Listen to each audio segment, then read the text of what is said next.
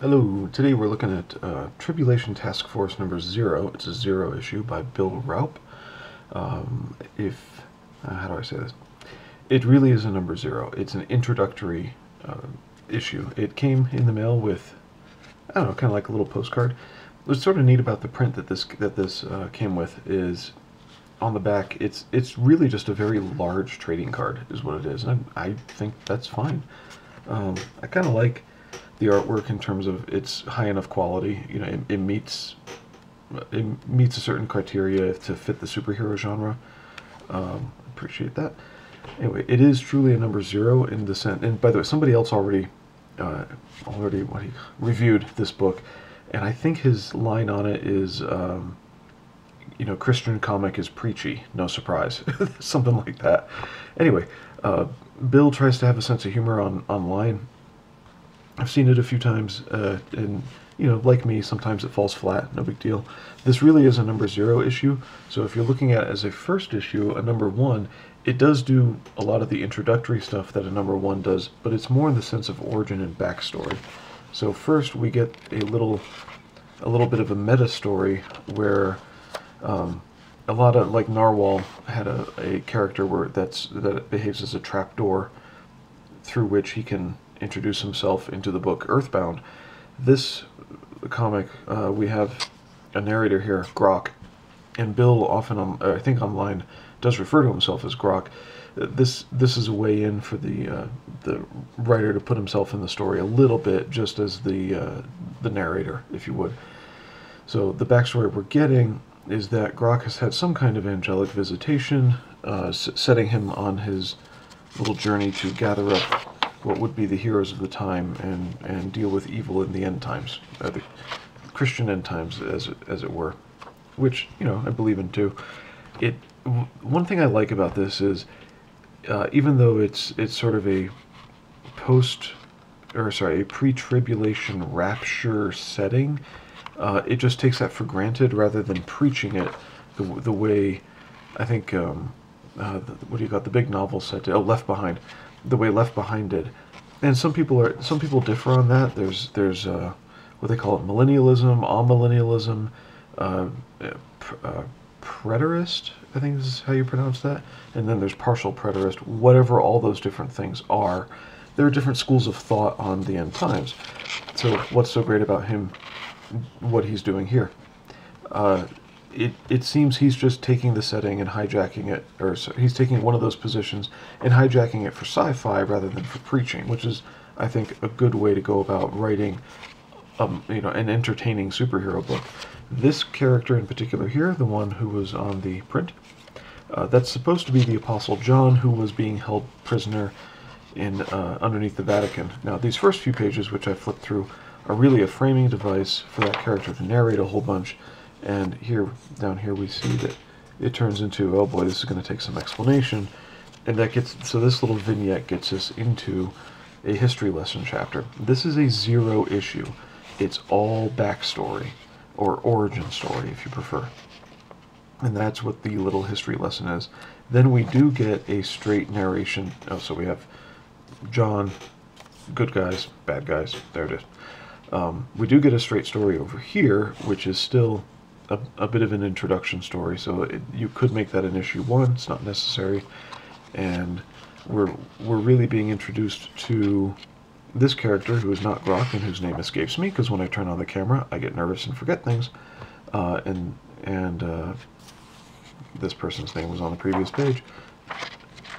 No, it wasn't. That's just the name of the... Okay, well, anyway. I apologize. This story is heavily evangelical in a certain way. Now, it's not a bad thing if you're... It's not in a way that... well, I'll just put it this way. An atheist should be able to read this book, to be honest, and just say, okay, like The Omen, or what was that other film? Exorcist, which is more Catholic than Protestant. You can just take that as a setting and say, within this setting, within the framework of you know, an evangelical Christian, in this case, setting, what do we get? And then here are superheroes and whatnot. By the way, part of his setting is that heroes went away and now they're being brought back for whatever reason. It's not a theological, or sorry, within the setting of the story, it's not a pseudo-theological thing that they're getting powers. It's just heroes have always existed.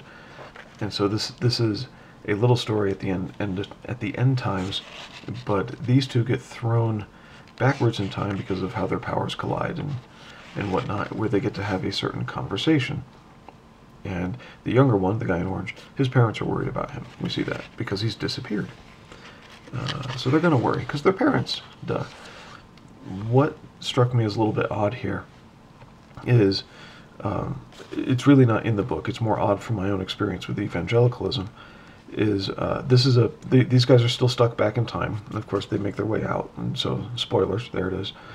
But they're having a little conversation where he's saying, "Hey, your parents are worried about you, not in the, because obviously he doesn't know that they saw, not that kind of worried about our son just disappeared, but they're worried about you in the sense of you've been hanging around the wrong people." And this is set in the biblical end times where there's the mark of the beast to deal with, and this man is telling the kid, the teenager, you're hanging around people who are mark of the beast type, and think through what you're doing because we don't want you to take it, is essentially to go through. In this story, it's called the Red Baptism, I believe, right there. Yeah. So, sorry I forgot the characters' names. I do that when I do these reviews. No offense, Bill. Anyway, the way this conversation is structured, the concern is, of course, I'm worried about your soul. And what struck me about that is there are far less severe issues that people might have where needling little busybody evangelicals like to get in and say, "Oh, I'm so worried about you." So this is a genuine conversation where the attitude and the approach really do fit the appropriate subject matter. But I've seen this same structure in conversations that are blatantly inappropriate, even manipulative and abusive, usually if there's a controlling person. So I have seen some garbage in evangelicalism, so it was a little bit weird to read this and see this level of concern, taking this approach, the way they speak to each other, and it's actually an appropriate conversation. So that was a little bit odd. They do make it out, and what we're left with to be continued in issue 1, we're not told ultimately what direction our orange and blue man is going to go, but things are to be continued. And yeah, there we go. You could read this as an atheist and just take it as I said, like The Omen, or which I think was also very Catholic, or The Exorcist, and say the Christianity is just the setting for what's going on, and treat it as sci-fi. So it works on that level. As far as presenting an end times scenario, because we know John the Apostle is dead, not in the book, but in reality. John the Apostle discipled, that is, it was a personal teacher, and I always flip-flop these two. Polycarp, who I think came first, and then Irenaeus is Polycarp's disciple, and I might have that backwards. Maybe it was Irenaeus who was right under John, and then, but I think it was Polycarp first. Anyway, and so we know he died. In fact, ironically, if you're a Christian listening to this, all those people who tell you that they hear directly from God, it's pretty well known in old writings, all of that stopped when John the Apostle died. People stopped having any kind of prophecy. So the one guy who tells Paul in the New Testament, here's how you will be dragged away, all of that cut off when John died, and John was the last to die. So anyway, but in this fictional setting, having John be alive, being set free from underneath the Vatican, it's a better thing to go with. It's better to go with something really fictional like this, that that way it's set apart from all the little schools of thought having to do with end times that Protestant Christians juggle back and forth, or even fight over or get really stupid about. So I think this makes for a good centerpiece, so that we can take it away from preaching a particular school of thought within Christianity and just have some fun superhero stories. That's a good, that's a good idea. Now, in the future books, if it turns out he's really not doing that and I'm wrong, well, that's to be seen. All right. So it is kind of a recommend. Yeah, it's a little bit preachy, but if you take that as just what the characters are, where they're preaching to each other, it's. I mean, how is that any different from like The Flash?